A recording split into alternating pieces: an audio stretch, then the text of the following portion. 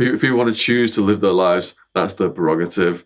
And also what makes me mad about the war on drugs is that adults should be able to do whatever they want to their bodies without the government interfering and putting people in prison for drug use.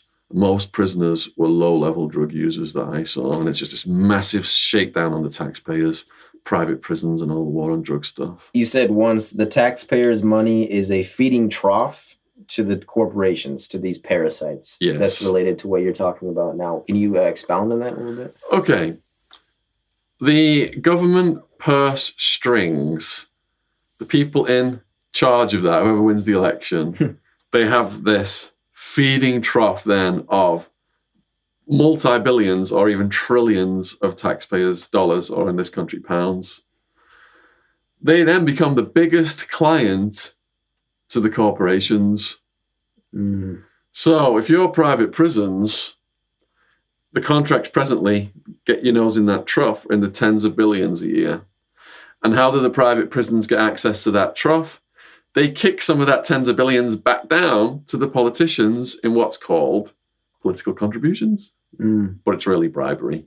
Right. So those contributions are in the tens of millions a year right now to the Republicans, Democrats. It doesn't matter who wins the election, they keep it going. But the private prison contracts are in the tens of billions a year. Wow.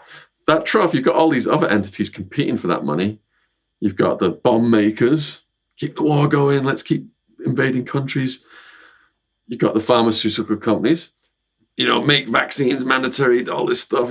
Kids should be getting 100 vaccines by the time, all this stuff. I'm not against vaccination. No. Yeah, but over-vaccination now, I believe, is just a scam on the taxpayers.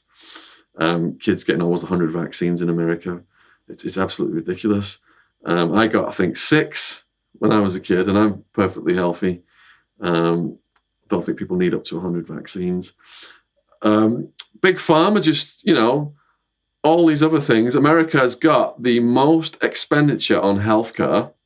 Yet it's got the sickest people in the world. Yeah. So that taxpayers' money that's going on healthcare is not, where is it? What's the point? Where's it going to? Where's it going? They put it in the pockets.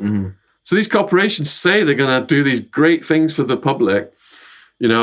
Private prisons, we're going to reduce recidivism. We're going to save the taxpayers' money.